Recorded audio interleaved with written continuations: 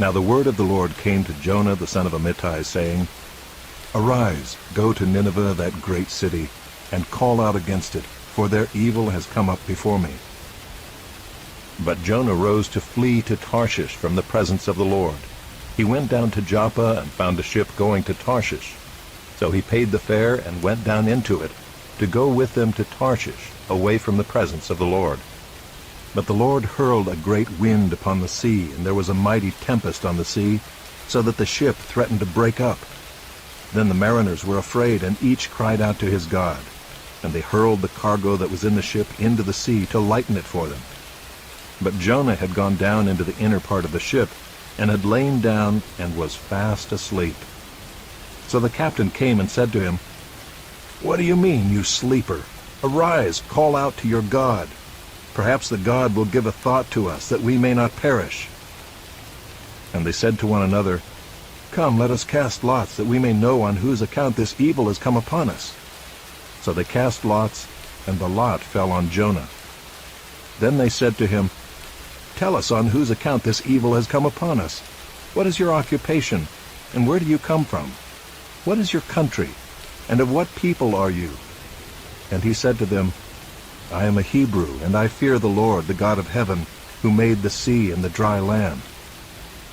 Then the men were exceedingly afraid, and said to him, What is this that you have done? For the men knew that he was fleeing from the presence of the Lord, because he had told them. Then they said to him, What shall we do to you, that the sea may quiet down for us?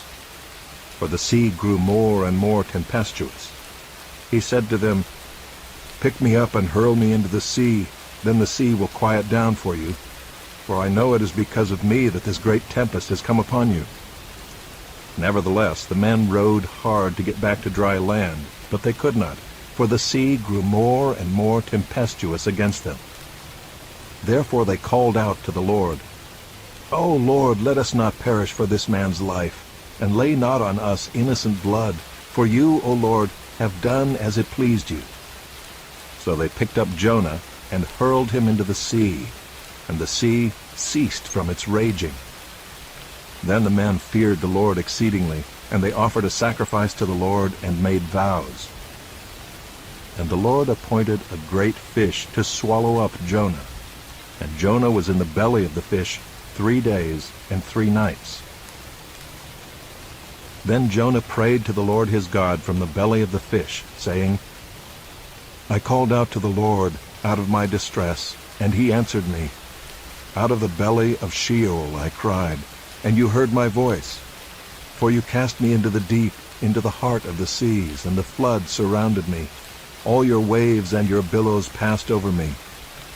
Then I said, I am driven away from your sight, yet I shall again look upon your holy temple. The waters closed in over me to take my life. The deep surrounded me. Weeds were wrapped about my head at the roots of the mountains. I went down to the land whose bars closed upon me forever. Yet you brought up my life from the pit, O Lord my God. When my life was fainting away, I remembered the Lord, and my prayer came to you into your holy temple. Those who pay regard to vain idols forsake their hope of steadfast love. But I with the voice of thanksgiving will sacrifice to you. What I have vowed I will pay. Salvation belongs to the Lord. And the Lord spoke to the fish, and it vomited Jonah out upon the dry land. Then the word of the Lord came to Jonah the second time, saying, Arise, go to Nineveh, that great city, and call out against it the message that I tell you. So Jonah arose and went to Nineveh according to the word of the Lord. Now Nineveh was an exceedingly great city, 3 days' journey in breadth. Jonah began to go into the city, going a day's journey. And he called out, Yet 40 days, and Nineveh shall be overthrown. And the people of Nineveh believed God. They called for a fast and put on sackcloth, from the greatest of them to the least of them. The word reached the king of Nineveh, and he arose from his throne, removed his robe, covered himself with sackcloth, and sat in ashes. And he issued a proclamation and published through Nineveh, By the decree of the king and his nobles, let neither man nor beast, herd nor flock, taste anything, Let them not feed or drink water, but let man and beast be covered with sackcloth, and let them call out mightily to God. Let everyone turn from his evil way and from the violence that is in his hands. Who knows?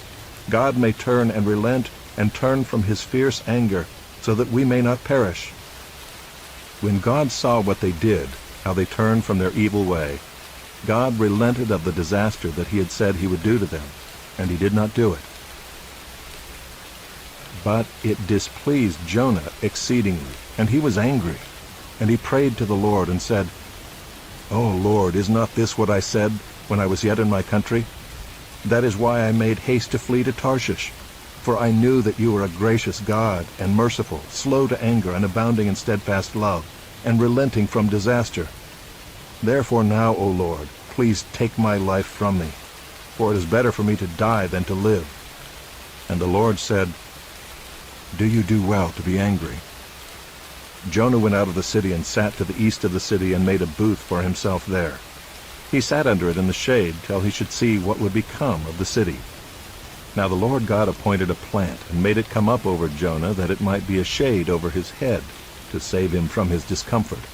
So Jonah was exceedingly glad because of the plant. But when dawn came up the next day, God appointed a worm that attacked the plant so that it withered. When the sun rose, God appointed a scorching east wind, and the sun beat down on the head of Jonah so that he was faint. And he asked that he might die, and said, "It is better for me to die than to live." But God said to Jonah, "Do you do well to be angry for the plant?"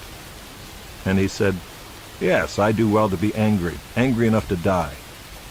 And the Lord said, "You pity the plant for which you did not labor, nor did you make it grow, which came into being in a night and perished in a night.